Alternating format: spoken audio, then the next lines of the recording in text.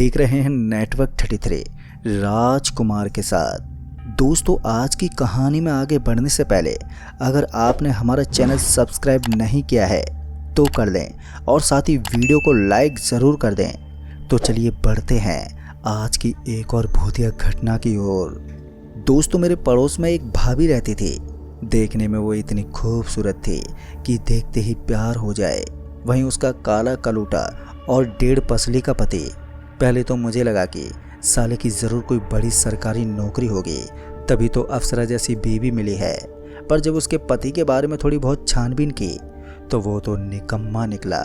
मतलब कि ना तो वो कोई जॉब करता था और ना ही उसका कोई बिजनेस था। इसके बावजूद भी वो औरत किसी पतिव्रता बीवी के भांति अपने पति की हर बात मानते। पता नहीं साले ने कौन सा जादू चलाया था। खैर, वो भाभी तो मुझे भाव नहीं देती थी, पर मैं पूरे जतन से कोशिश करता रहा। पर साल बीत गया, पर भाभी जी ने हाय हेलो तक का जवाब नहीं दिया। पर इसके उल्टा मेरी दोस्ती भाभी जी के पति देव जी से हो गई। पहली बार जब वो मेरे घर पर आए तो मैं तो थोड़ा छटपटा गया। लगा कि आज आस्की का भूत उतरने वाला है। पर जब उन्होंने मुस्कुराते बोला, अरे भाई क्या हुआ, भाभी हाथ नहीं आई तुम्हारे? तो उनकी इस बात पर मुझे समझ में नहीं आया कि कैसे रिएक्ट करूं। मैंने बस अपनी दलील देते हुए कहा, क्या भैया आप भी ये कैसी बातें कर रहे हैं? मेरे इतना बोलते उन्होंने मुस्कुराते हुए मेरे कंधे पर हाथ रखा और बोला, अरे डर मत, तू तो मेरे छोटे भाई जैसा है और वैसे भी इस उम्र में ये सब चलता है। अभी मैं उनकी बातों को हजम कर पाता कि वो भाभी को आवाज़ देते बोला, अरे नीला सुनती हो ज़रा, अपने देवर के लिए चाय तो बनाना ज़रा। अभी विघ्नेश भैया ने भाभी को चाय बनाने को कहा ही था कि 10 सेकंड में ही 2 कप चाय लेकर भाभी जी आ गईं। अभी मेरी नादान नज़रें भाभी की यौवन को ही निहार रही थी कि तभी विघ्नेश भैया बोले, ये अंशुल है मेरा छोटा भाई, आज से तुम्हें इसके खाने पीने का ख्याल रखना है। विघ्नेश भैया के ये कहते ही भाभी ने सिर्फ हाँ में अपना सर हिलाया और वो चाय देकर वहाँ से चली गई। भाभी जी के जाने के बाद विघ्नेश भैया मेरा नाम लेते बोले, आज से तुम्हारा खाना पीना हमारे घर पर होगा और हाँ, अपने बड़े भैया को मना करने की हिम्मत मत करना। ये बोलते हुए विघ्नेश भैया ने चाय की चुस्की ली और फिर ये बोलकर वो चले गए। उनके जाने के बाद कुछ देर के लिए मैं यही सोचता रह गया कि ये कौन सा चमत्कार हो गया। फिर क्या था, इसके बाद मेरा खाना पीना विघ्नेश भैया के घर पर होने लगा। पर भाभी अभी मुझसे ज़्यादा बातचीत नहीं करती थी और फिर कुछ महीनों के बाद मैं भी भाभी को भाभी माँ मानने लगा। अब मेरे दिल में उनके लिए सिर्फ सम्मान और आदर ही था। सब कुछ बहुत अच्छा चल रहा था कि इसी बीच एक रोज़ मेरे गांव का दोस्त दामोदर आ गया और बोला, कुछ महीने वो मेरे साथ ही रहेगा। चूँकि मेरा खाना पीना तो भाभी के घर हो रहा था, तो ऐसे में दामोदर के खाने पीने का इंतज़ाम अलग से करना पड़ता। अभी मैं यही सोच रहा था कि क्या किया जाए कि दामोदर बोला, तू खाने पीने की टेंशन मत ले, मैं हम दोनों के लिए खाना बना लूँगा, पर बर्तन तेरे को धोने पड़ेंगे। ये बोलकर वो हंसने लगा। अब दामोदर ने खाने की जिम्मेदारी ले ही ली थी, तो ऐसे में मैं कुछ कह भी नहीं सकता था। लिहाजा मैंने विघ्नेश भाई को मेरे लिए खाना बनाने के लिए मना कर दिया। हालांकि उन्होंने कहा भी कि भाभी हम दोनों के लिए खाना बना देगी, पर मैंने उन्हें मना कर दिया। फिर अगली सुबह जब मैं उठा तो दामोदर ने मुझसे उठते ही पूछा, अरे भाई तू रात को उस औरत के साथ कहाँ पर गया था? दामोदर के ये बोलते ही मैंने बोला, यार कौन सी औरत, कैसी औरत? मेरी ये कहते ही दामोदर बोला, अरे वही जिसे तू भाभी बोलता है, वही आई थी रात के 1:45 बजे। उसने तेरे को आवाज़ दी और तू चुपचाप उठकर चला गया। मैंने तेरे से पूछा भी कि कहाँ पर जा रहा है, पर तूने कोई जवाब ही नहीं दिया। यहाँ तक कि जब तू 3 बजे वापस आया तब भी तूने मेरे पूछने पर कुछ नहीं बताया। दामोदर की बात सुनकर मैं थोड़ा सा मुस्कुराया और बोला, आप बस भी कर, भाभी के नाम पर मजे मत ले। दरअसल दामोदर से जब भी मेरी बात होती तो मैं भाभी जी की खूबसूरती का बखान ज़रूर करता था, इसलिए मुझे लगा कि दामोदर मेरी टांग खिंचाई कर रहा है। इसलिए उस वक्त मैंने दामोदर की बात को मजाक में ले लिया। पर जब अगली सुबह दामोदर ने जोर देते हुए वही सवाल पूछा कि हर रात 1:45 बजे भाभी के साथ तू कहाँ पर जाता है, तो मैं इस बार थोड़ा हिचकिचाया और दामोदर से बड़े ही गंभीर लहजे में पूछा, यार क्या तू सच बोल रहा है? मेरे इतना पूछते वो हाँ बोला और आगे पूरी बात बताई कि पिछली रात भी भाभी ने ठीक 1:45 बजे आवाज़ दी और उनके आवाज़ देते ही मैं उठकर चला गया। दामोदर की ये बात मुझे बहुत ही अजीब लगी, पर अगर ऐसा सच में हुआ है तो फिर मेरे लिए ये बिल्कुल भी सही नहीं है। अभी मैं मन ही मन इसी बारे में ही सोच रहा था कि तभी दामोदर बोला, भाई तू बुरा मत मानियो, मुझे लगता है तेरी नीलावंती भाभी या तो डायन है या फिर वो कोई चुड़ैल है जिससे विघ्नेश ने अपने वश में कर रखा है। तूने कभी नोटिस किया है कि नीलावंती भाभी तभी नजर आती है जब विघ्नेश उसे कुछ काम देता है या फिर काम देने के लिए बुलाता है, इसके बावजूद दिन में वो कभी नजर नहीं आती। दामोदर ने जब ये बात बोली तो मैंने अपने दिमाग के घोड़े दौड़ाए, और जब मैंने दामोदर की बात पर गहराई से सोचा तो पता चला कि सच में नीलावंती भाभी तभी सामने आती थी जब विघ्नेश भैया पुकारते थे। अब मुझे भी ऐसा लगने लगा कि कुछ ना कुछ तो गड़बड़ है जो सही नहीं है, पर अब सवाल ये था कि क्या करें। और जब यही सवाल मैंने दामोदर से किया तो उसने मुझे चिमरोली चलने को कहा। फिर क्या था, हम दोनों ने सुबह सुबह ही चिमरोली के लिए ट्रेन पकड़ ली और फिर सूरज ढलते ढलते हम चिमरोली स्टेशन पर उतर गए, जहाँ पर एक आदमी मिला जिसने मुझे देखते मेरा हाथ पकड़ा और काले गीले कपड़े से बांध दिया। उसके ये करते ही पता नहीं क्यों मेरा पूरा बदन आग की तरह जलने लगा और साथ ही मेरा दिल जोरों से धड़कने लगा। देखते ही देखते मैं बेहोश हो गया, और फिर जब मेरी आंख खुली तो मैं एक पेड़ से बंधा था। मेरे सामने कोई नगन हालत में औंधे मुंह लेटा हुआ था, और जब मैंने आसपास नजरें घुमाई तो चारों तरफ सिर्फ घने पेड़ ही नजर आए। अभी मैं कुछ समझ पाता कि मेरे दोस्त दामोदर ने मुझे आवाज़ देते हुए कहा, भाई अंशुल तेरी जान खतरे में है, विघ्नेश की गुलाम नीलावंती ने तेरे को बलि के लिए तैयार कर दिया है। तेरे शरीर के खून में नीलावंती ने अपना अंश मिला दिया है और तू कुछ ही दिनों में नीलावंती के हाथों मारा जाएगा। पर हम तुझे बचाने की आखिरी कोशिश ज़रूर करेंगे, और वो जो सामने मुर्दा लेटा हुआ पड़ा है वो कुछ देर के लिए ज़िंदा होगा और तुम्हारा खून पिएगा। अगर सब ठीक रहा तो तुम बच जाओगे, नहीं तो ये तुम्हारी आखिरी रात साबित होगी। अभी मैं दामोदर से कुछ पूछ पाता कि तभी वो ज़मीन पर औंधे मुँह पड़ा मुर्दा उठा और मेरी ओर झपटा, और फिर देखते ही देखते उस मुर्दे ने मेरे शरीर में अपने पैने दांत धंसा दिए, जिसके फौरन बाद ही मैं बेहोश हो गया। और जब मेरी आँख खुली तो मैं अपने गांव के घर में था। मेरा पूरा शरीर सूख चुका था, शरीर की सारी पसलियां साफ साफ दिखाई दे रही थी। मैं इतना कमज़ोर हो चुका था कि मैं अपने हाथ पैर भी बड़ी मुश्किल से हिला पा रहा था।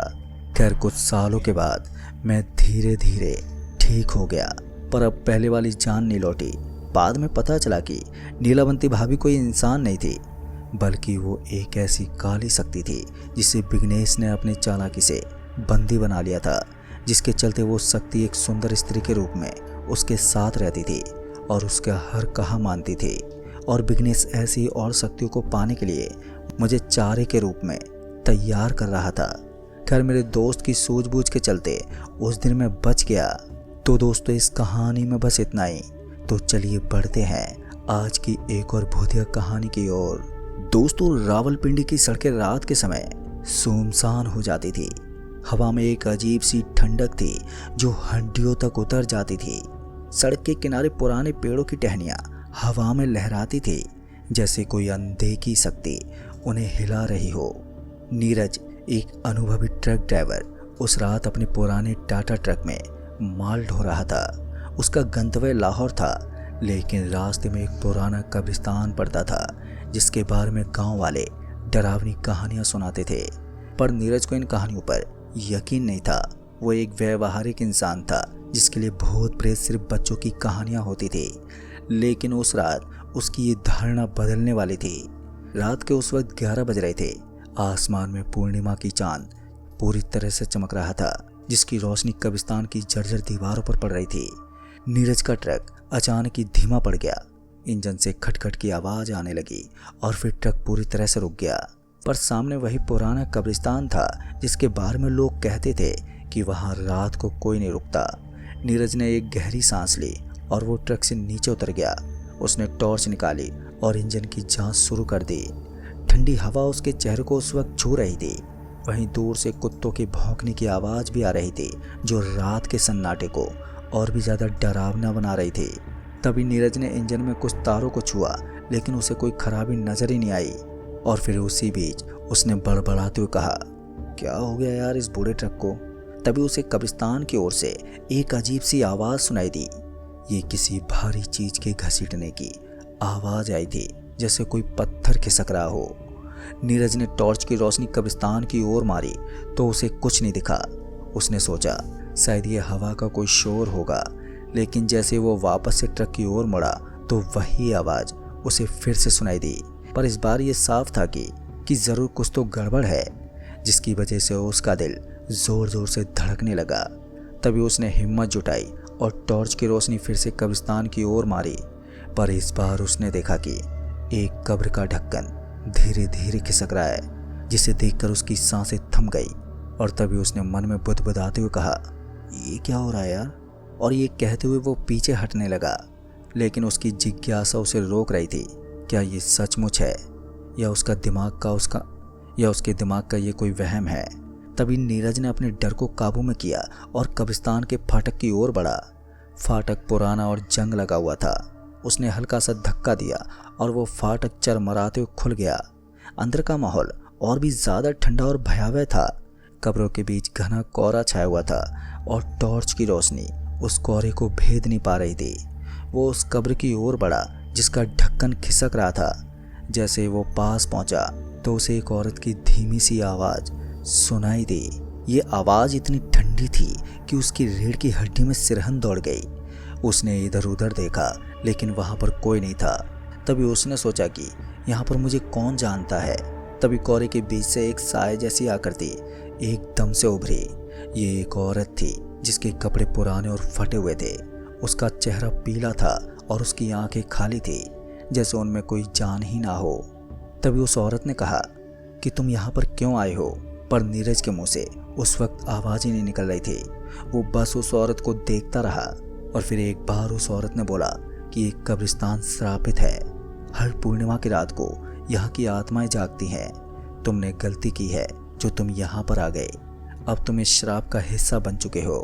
अब ये सुनते ही नीरज की सांसें काफ़ी तेज हो गई थी और उसका दिल ज़ोर ज़ोर से धड़कने लगा था। कोहरे के बीच खड़ी उस औरत की खाली आंखें उसे घूरे जा रही थी। उसकी आवाज़ में एक अजीब सा ठहराव था, जैसे वो इस दुनिया की नहीं थी। तभी उस औरत ने एक बार फिर कहा कि तुम यहाँ पर क्यों आए।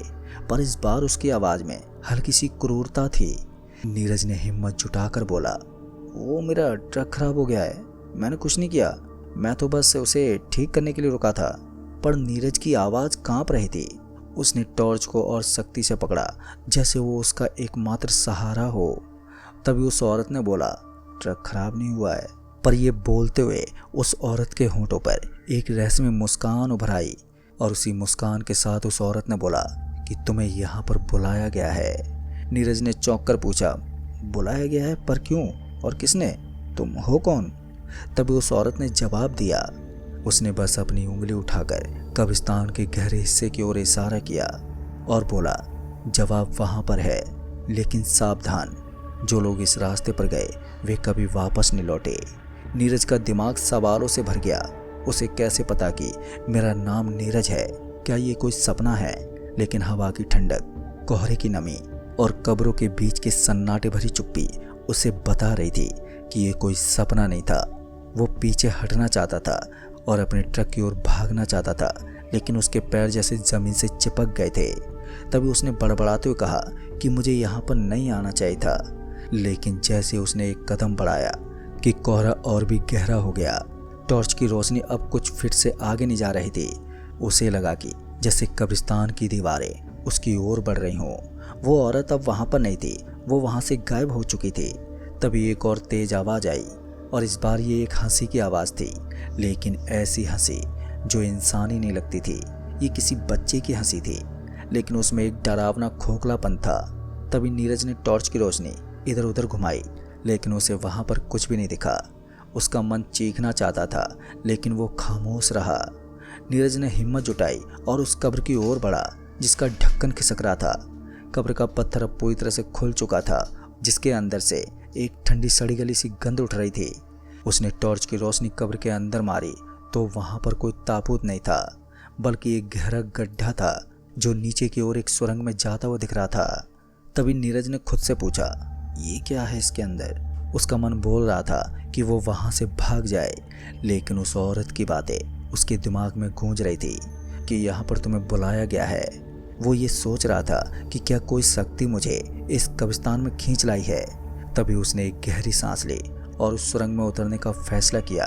वो जानता था कि ये पागलपन था, लेकिन अब पीछे हटना नामुमकिन लग रहा था। सुरंग की सीढ़ियां पुरानी थी और हर कदम पर चरचराने की आवाज़ उसे साफ सुनाई दे रही थी। नीचे का माहौल और भी ठंडा और नम था।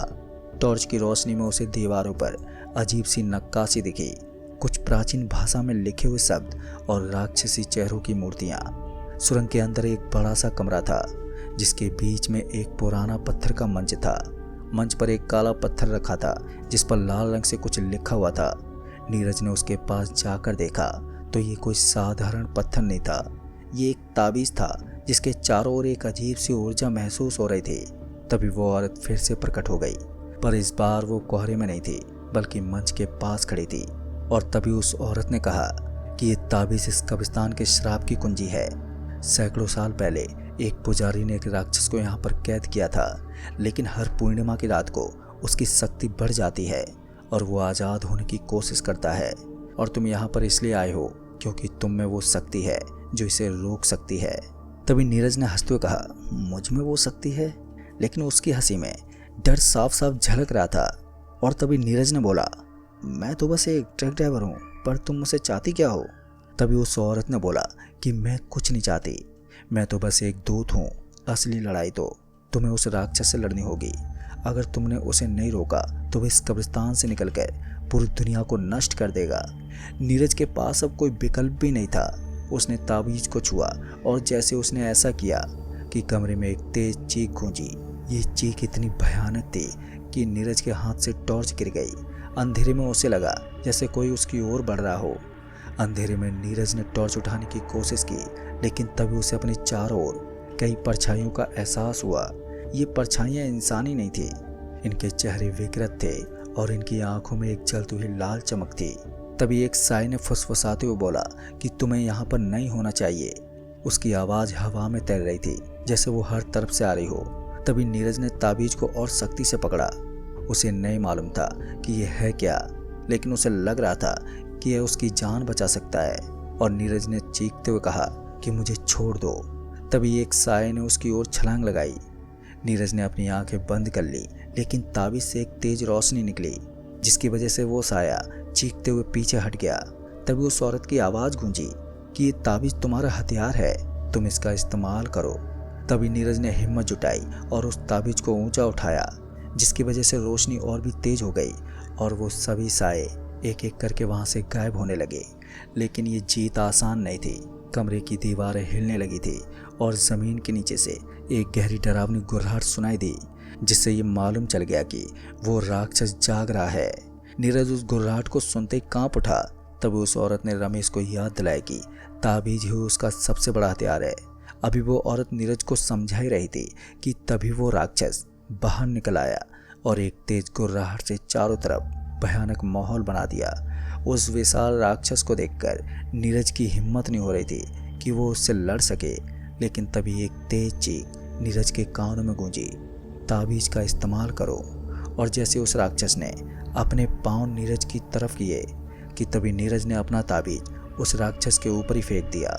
उस ताबीज के फेंकते ही उस ताबीज से एक तेज रोशनी बाहर निकलने लगी, जिससे वो राक्षस चीखते हुए राख में बदल गया।